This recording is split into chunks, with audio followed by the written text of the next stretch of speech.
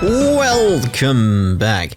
In between the parts, I've been a little bit busy here and there, get my levels up a bit, farm some SP, try and master some skills, nowhere near mastering some skills, you know, you have to use them quite a bit.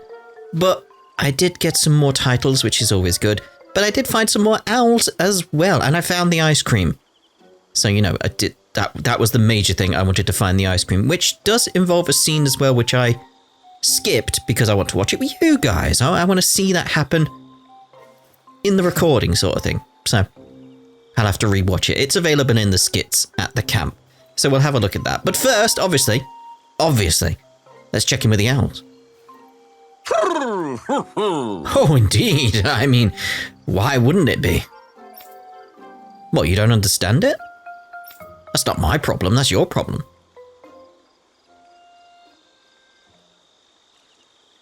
It's those eyes then, just like, what? That's the reaction, I imagine, just the, what? Hoot hoot. Crimson hairpin. Something I'm after is loads of new items as well. I'm so close to getting 50%. It's like I checked, there's 500 items in the game. I'm about 225. So I'm so close. So this would be a new one. That would be a new one. That would be a new one. Looks like we got another reward.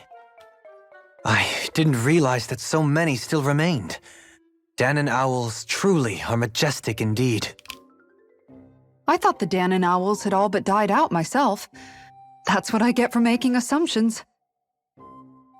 Just so we're clear, this place is supposed to be a secret.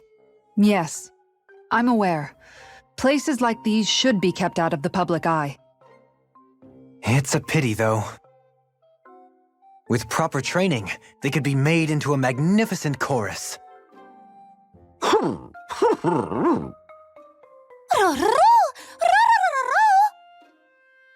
What are they hooting about now?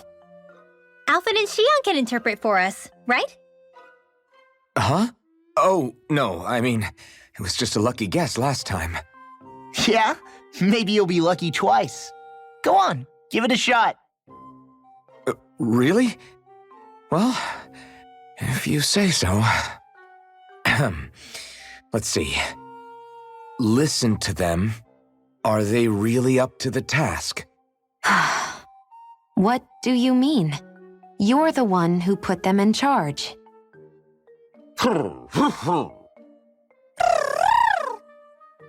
It's my responsibility to protect our friends. Stop trying to take everything upon yourself. This is what the owls are saying? Of course. I must say, though, we've found quite a number of owls. It's a testament to how much you care for Hooty, Rinwell. I wonder which branch Hooty will perch on. Rinwell? Oh, nothing. Don't mind me. Well, come on. The perches are only half filled. We've got to find the rest of the owls.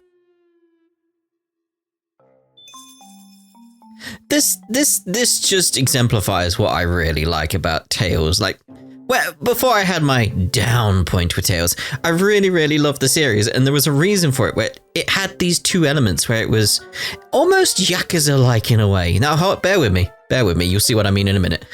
It's very serious, got this serious story going on, there's dire consequences, people could die, but at the same time, it's got this silly aspect going on as well, where they've got owls. There's owls, and they've got royalty owls, and they're translating them, and it's stupid, and it's brilliant. I love my stupid at the same time as being serious. Again, it strangely lines up with Yakuza. Right, but anyway, let's edit now to the point where I'm further down the road from where we were. I'm at a camp near a fishing spot. Yeah. Fishing, and we'll be viewing the ice cream scene. Right, so you can see we came from Nia's. We went down here previously to head off to the forest, but if we went up there through an archway, we come into the ruins, came down the ruins here, boom, that's where I am. That's as far as I've gone. Found another owl along the way as well. I think the ice cream was down there. Like there's a little hole you drop down and there's a ladder. I think that's where you get the ice cream. And there's the fishing spot right there. I have done a bit of fishing because it actually unlocks a few more items, which I need to get Rinwell's stuff sorted. I need 50% to get another title for her. I need it. But because of needing stuff like that, I needed the ice cream. I needed that. I needed to get the title. Which does mean I have unlocked a new skill as well. Higher ranked magic, which is what I need. The vermilion vegetation certainly gives this realm a distinct, if somber, ambiance. Seems like there's lots of fruit and plants that we can eat. I also can't help but notice the ceaseless howling of the wind. It should be easy to dry our laundry out here. I can't tell if these two are actually having a conversation or what. Indeed. Reminisce, right. Owl spotter, owl scouter. It should be... there. Law's brain freeze. This ice cream tastes so good. I swear, you're always having ice cream, even when it's freezing cold out. And who made you the food police? No one. I'm just saying that's a lot of ice cream. Don't you ever, throw up or anything? Did you really just say that? Try thinking before you talk. Huh? What do you mean? All I'm saying is I'm just a little worried about you, okay? Well, don't be. I can have ice cream whenever I want.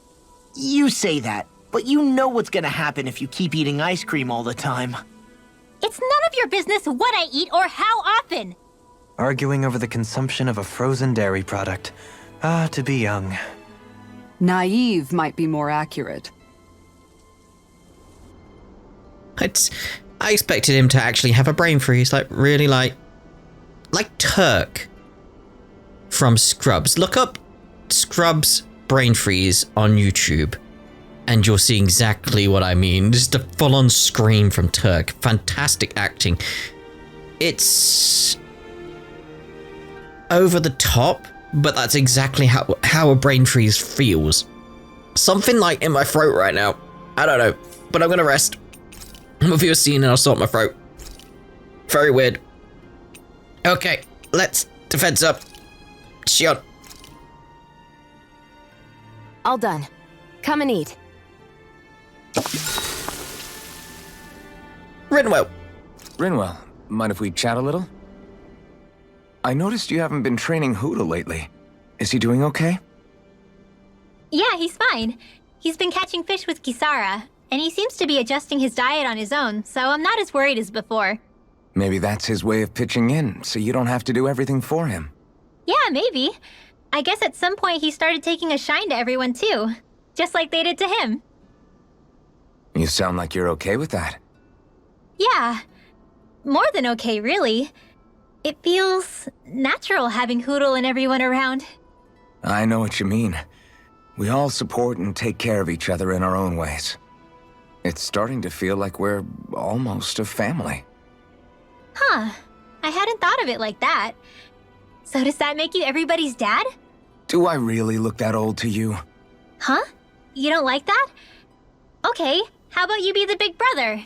Shionne is the big sister, and Kisara can be our mom. Well, then how about Dohalim for the dad? I don't really get that kind of vibe from Dohalim. He's more like an uncle. An old uncle, who's too preachy and snarky for his own good sometimes. And as for Law... Well, Hooty took the little brother role, and Law's definitely not the dad. This is hard. Oh! Law can be the pet dog! A dog? Do dogs really count as part of a family? Of course they do! If an owl can be part of our family, so can a dog. When you think about it like that, we have a pretty fun family. Yeah, a pretty big one as well. That's why I like it so much. I wish we didn't have to do anything dangerous.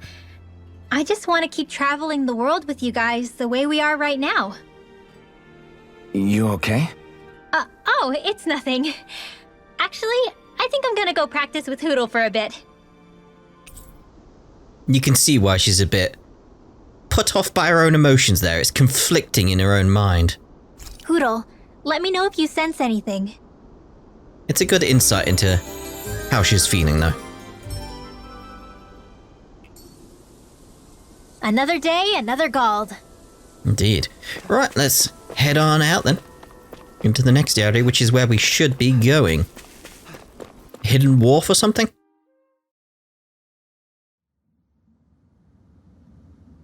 Yeah, hidden wharf. A dead end? No, there's an elevator. Looks operational. Barrel! Wharf. Son of Mo. Well, there's the pleasure cruise. I can't believe there's actually an underground harbor here. There are even boats docked. I only see Dahnans. Think they were forced to work here? Probably. Let's see what they have to share about Almadria.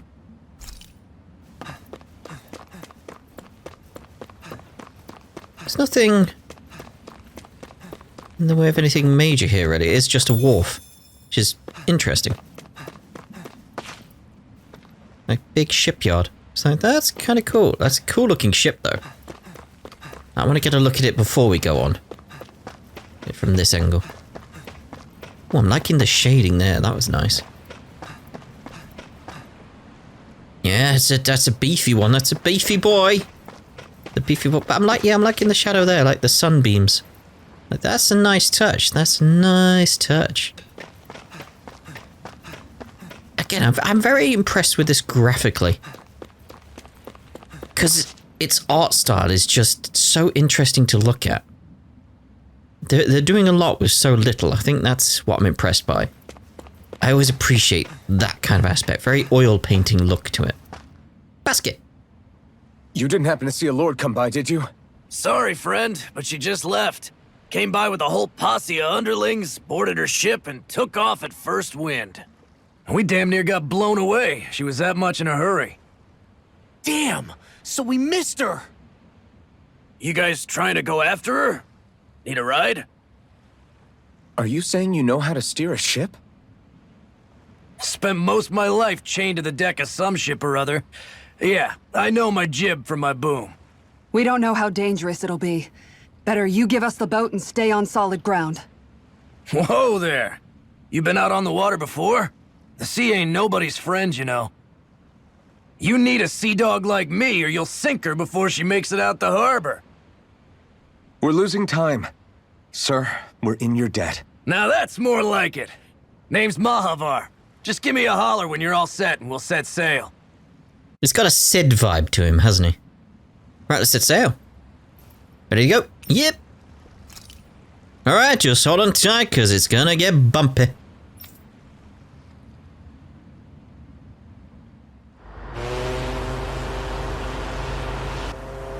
I love the design of this.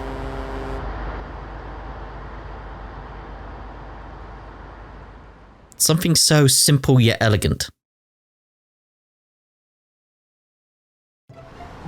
This is like a dream come true. Never gotten to captain a ship before. Never would have thought I'd get a chance like this. Thank you, y'all. The pleasure's all ours. Think we'll catch up to her? Course we will. They got too much weight on them.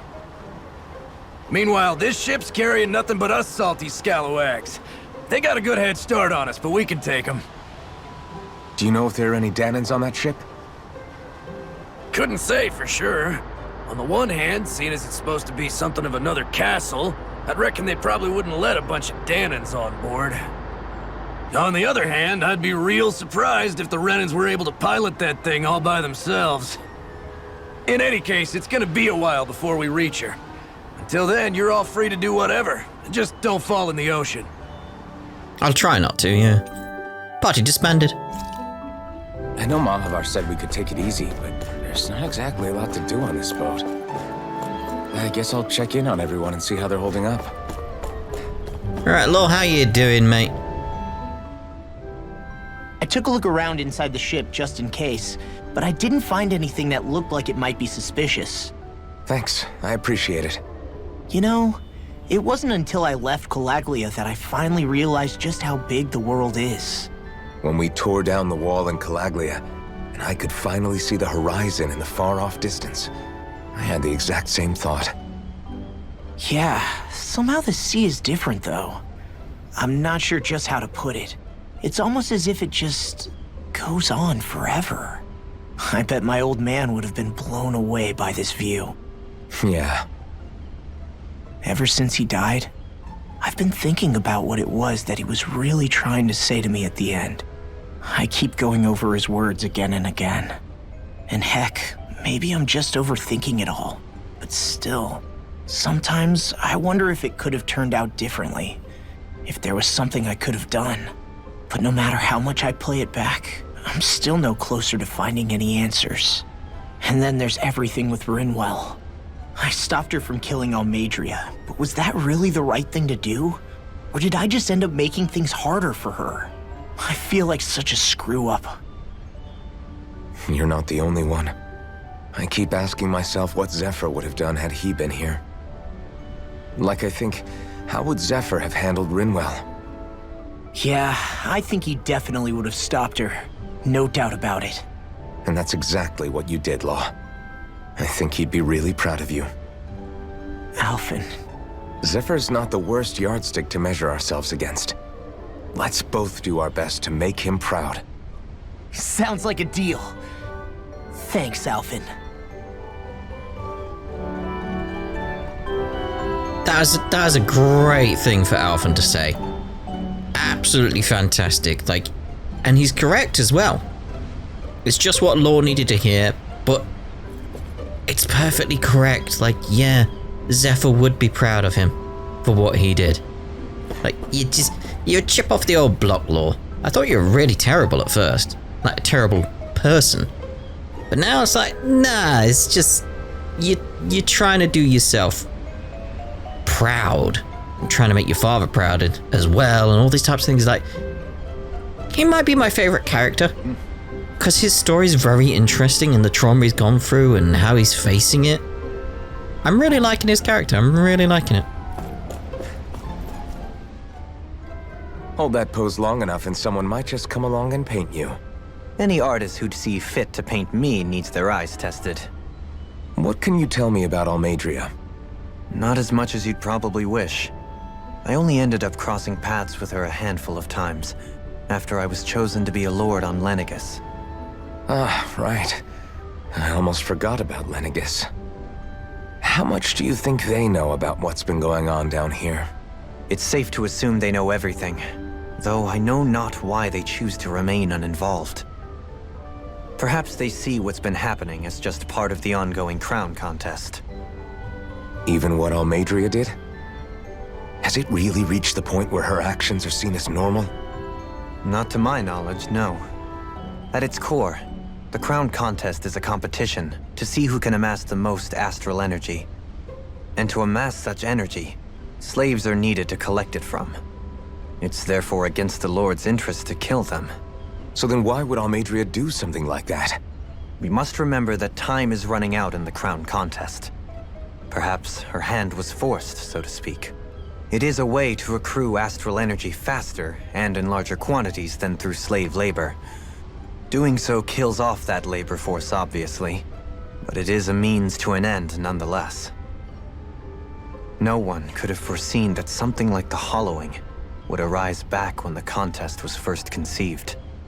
Is becoming the Sovereign of Rena really that important to the Lords? Of course. It's the greatest prize one can attain in their eyes. In that respect, at least, I'm really not that surprised that Almadria resorted to what she did, as utterly despicable as it is. It's reassuring to hear you feel the same way I do. I worry that the only reason I never did anything similar in Menancia was due to my lack of ambition.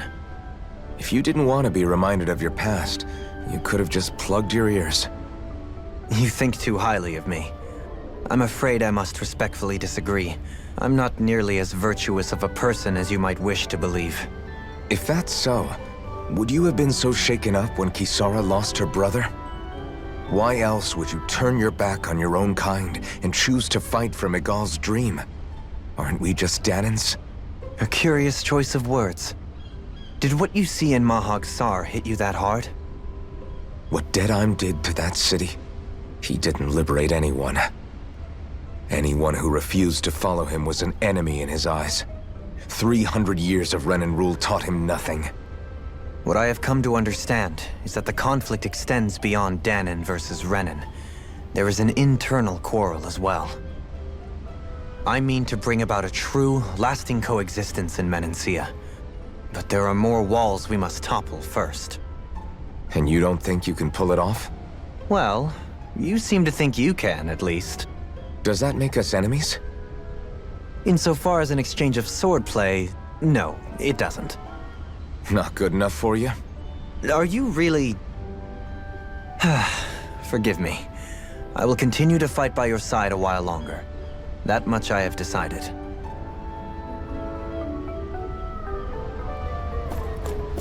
I like his attitude. We needed these perspectives on the team. I knew his addition to the team would be a good one, though. Just different viewpoints are just very important, especially because we learn more about Renan culture, Renan society, and stuff like that as a result. And I'm assuming you're going to talk about being seasick. You don't look so good. You all right? The floor. It keeps moving. How can you stand it? How can you even stand? I'm not the best person to ask about discomfort. I can't feel pain, remember? I still can't believe what happened in Niez. Even now. As a lord, my expectations for Almadria were already pretty low. But the way she treated human lives like they're mere playthings. Yeah. And it wasn't as if the situation in Niez was improving much to begin with. You mean Deadheim? The whole reason I started fighting back was because of my anger at the atrocities of Renan rule. Back then, all I had to worry about was fighting the Renans for the sake of the Dahnans. But then I met Shionne and the people of Menancia, and things became a lot more complicated. It's even messier now that we have to worry about Dahnans like Deadheim. It used to be that the Dahnans were the ones in the right, and the Renans were the ones in the wrong. Though, maybe that was just a biased perspective from being on the side of the oppressed. Exactly. I'll never tolerate the Renans ruling over us, but nothing ever ends up being as black and white as you'd expect it to be either. That's clear to me now. That said, even putting aside bad apples like Deadheim for a moment, you may be able to free the Dahnan people, but that won't undo 300 years of oppression. It'll be hard for them to not give in to their resentment. I think maybe that's why I clung to our dream so hard back in Menancia. Even if his motivations weren't pure, Dohalim has a good heart. He didn't sink to the depths Almadria did. You don't understand. I'm saying that it goes deeper than that. This hierarchy we live in, it's not solely something the Renans invented. I remember a story Rinwell once told me. She said before the Renans invaded, we Dahnans had our own class system. We are the ones who divided ourselves. I saw it in Deadheim's eyes. He wanted to rule over others. To hear Bayfon tell it, Deadheim wasn't always that way. But as time went on, and he and the Darkwings fought the Renans, he eventually changed. I guess what I'm getting at is, if we defeat the Renans but just go back to the way things were before, was there even any point in fighting? But that world isn't the one you want to create, right? Maybe not. But to tell you the truth, these days I'm not so sure that dream is even possible. You have your promise to Megal, though.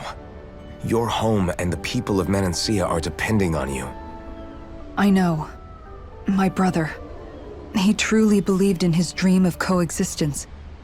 And I suppose, even now, many people still do. And then, there's you. Who, me? You and Shionne. I'm not sure I follow. Okay, then let me spell it out for you.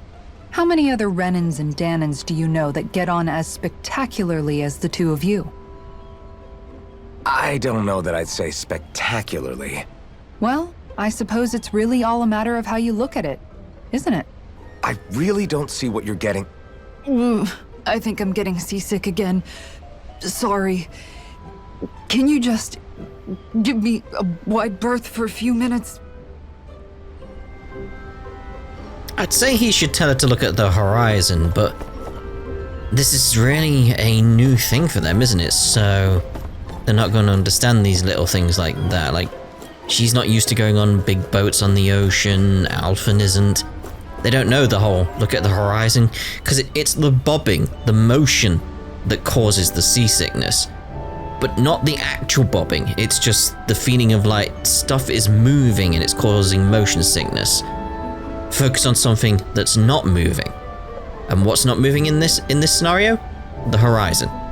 You focus on the horizon, everything feels straight, and your brain can make sense of everything that's going on around you. That's why that works, in case you're wondering. That's why that works.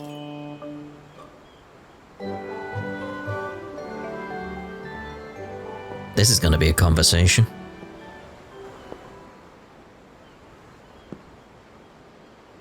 Do you think Law is okay? If you're worried, why don't you ask him yourself? Yeah. I think maybe I should apologize to him too. I should apologize to all of you, really. Us too? Well, I was kinda lying to you all this whole time. I was blind to everything except my own revenge. I never even considered the struggles all of you might be facing. We all have things we'd prefer to keep to ourselves, Rinwell. So what if you had something to hide?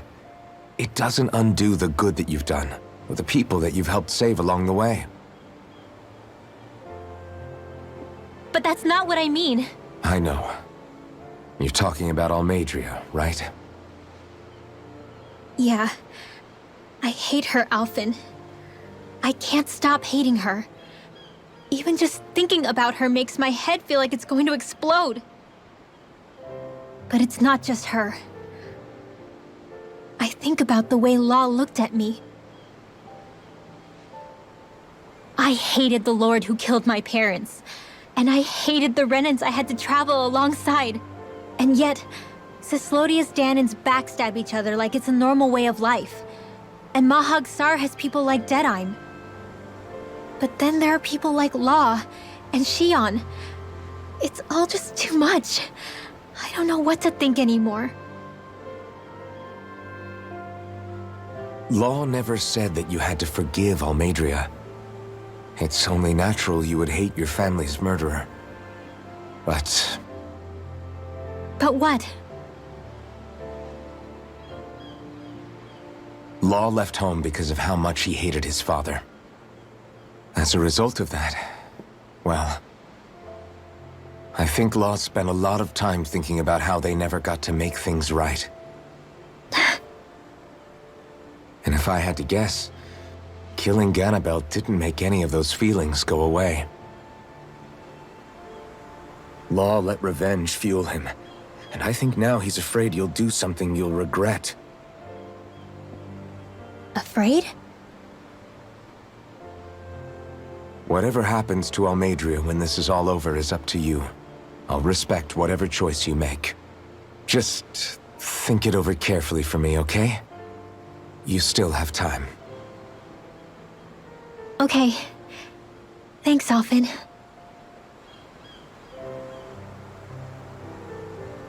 Say, back then, after the fight, I think I really made Shionne mad. I don't know, though. Maybe it just looked that way. But I guess I just can't seem to understand how she feels. Do you know why she gets like that? Shionne's... She can be a tough nut to crack. She doesn't really talk a whole lot about herself. It's just what she said about hate being a source of strength. Where did that come from? I wonder how it feels, not being able to hold another person's hand.